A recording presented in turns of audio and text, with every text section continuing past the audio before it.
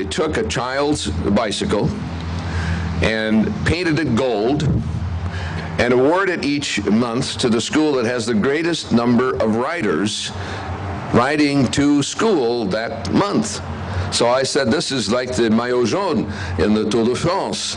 Now you have the le vélo jaune, le vélo d'or, the gold bicycle, as an award. And I sat with the kids on the yellow bike and clustered around. It was a great feeling. It's just wonderful to see the enthusiasm in the Safe Routes to School initiative, and here in St. Paul, which was one of the first in the whole country and was certainly the first in the state of Minnesota to embrace Safe Routes to School.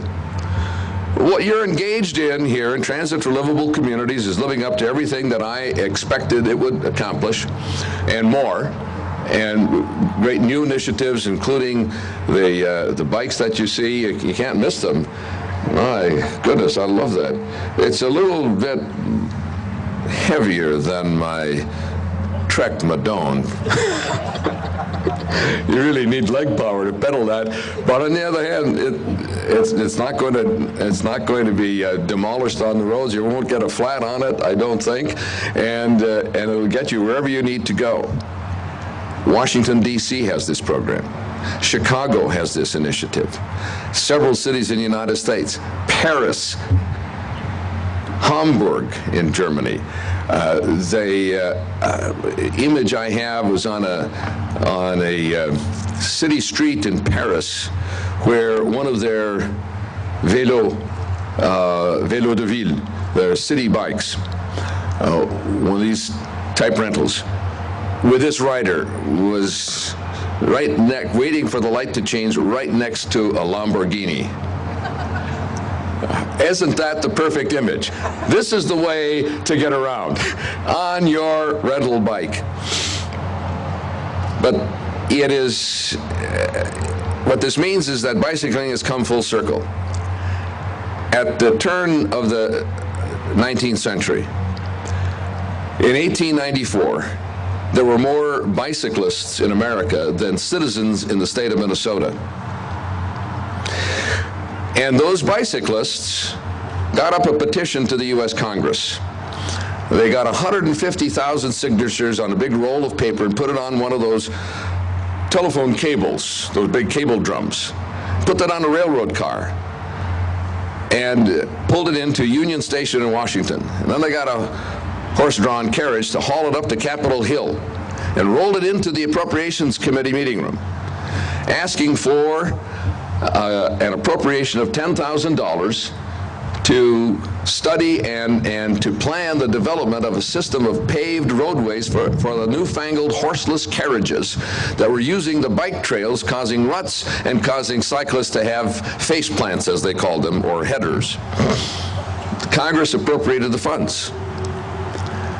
In 1896, the study was completed and recommended establishment of a bureau of the government to oversee the paved roadways for the horseless carriages. It was called the Bureau of Road Inquiry. It was lodged in the Department of Agriculture. Today, it later became the Bureau of Public Roads, and today it's the Federal Highway Administration. So that was 1894, 96. So in 1991, nearly 100 years later, we're doing the first post-interstate highway legislation, Intermodal Surface Transportation Efficiency Act. That was where I included the funding for bicycling, and as Peter said, established a national bike coordinator, state bike coordinator, requirement of a state bicycling plan. I said it was time that the automobile returned the favor to the bicycle. And the progress we've made since then, $3.5 billion in federal funds invested in building 40,000 lane miles of bicycling facilities across the country, 10,000 some bus bike lanes across the nation. And last year, more bicycles were sold in the United States than automobiles. 12 million bicycles, 9 million cars. We're converting now to the bicycle being a mode of transportation. And that is the goal. It's wonderful for recreation, It's wonderful for racing, for a whole host of other, but to use it daily. 60% of all trips in an urban area are under 3 miles. You can do those 3 miles on a bicycle. They do it in the Netherlands. 30% of all trips for all purposes in the Netherlands are by bicycle. 48% in Münster, Germany, city of size of St. Paul, 250,000. 48% of all trips for all purposes are by bicycle. In Denmark, Copenhagen, 38% of all trips for all purposes are by bicycle.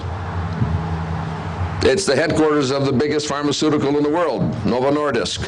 The CEO rides to work on a bike. His briefcase goes in his limousine, but that's all right. So we're making that transition. You're part of this transformation of the future of America. And in the Surface Transportation Bill of the Future that we reported from our subcommittee of my full committee last year, we make a number of changes in the non-motorized transportation initiative to exempt those non-construction activities from the burdensome paperwork of Title 23 U.S. Code. So that we can we'll be able to smooth these projects and move them out faster and have a better and earlier result. We're on track. We're making changes. You're making changes. You're making the difference. And you're part of converting America from the hydrocarbon society to the carbohydrate society for the future. Thank you for being here. It's a tough set of acts to follow, so I'm gonna keep it fairly brief here.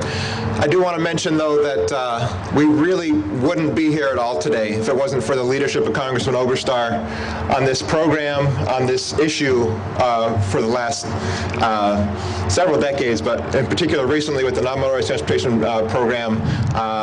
It was all about his leadership in Congress. Thank you very much.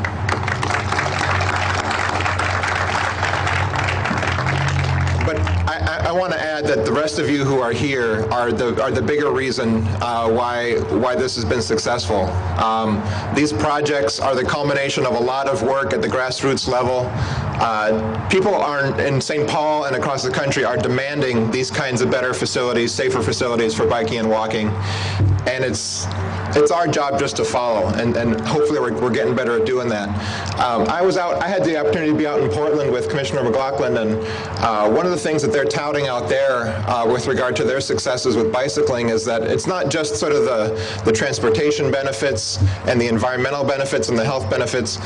The bicycle industry in Portland today claims over 1,000 jobs in that city and a significant part of their regional economy. Like the streetcar industry out there is a huge part of the local economy, where they're actually building streetcars for the first time in a long time in the United States. And I think that's part of the story that doesn't get told quite so often, but new modes of transportation, the new economy, are really going to help guide us in the 21st century to a new successful way of living. So real quick, for today's ride, this project on Marshall that we're gonna see here in a moment is all about improving safety and desirability of these bike routes and walking routes. Unfortunately for today, this project is still under construction, so we're all going to have to take the full lane of traffic going down the hill on Marshall. So just be aware that we're doing that. And actually, one of the features of the project is a sign that's going to be on westbound Marshall that says, "Bicycles have full use of the right lane," which is actually just reaffirming what's already the case everywhere. If there's not space for you and a car to safely interact in a lane, you always have the ability to take that lane. Some of the other features of the project are the new sidewalk along the north side of Marshall. Some of you may have heard about that. We've got countdown timers at the intersection. We'll see those. They're up and running, or at least up, at Marshall and Otis. New medians that you'll see, planted medians that are looking great, street trees, and a bike lane that is not yet there that will be going up the hill eastbound. So a great new project, one of many that's been part of this great program.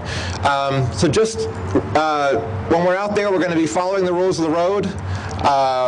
We're going to be waving to people and giving them a pleasant experience about being around cyclists. And have fun out there. And let's get moving. Thank you so much for being here.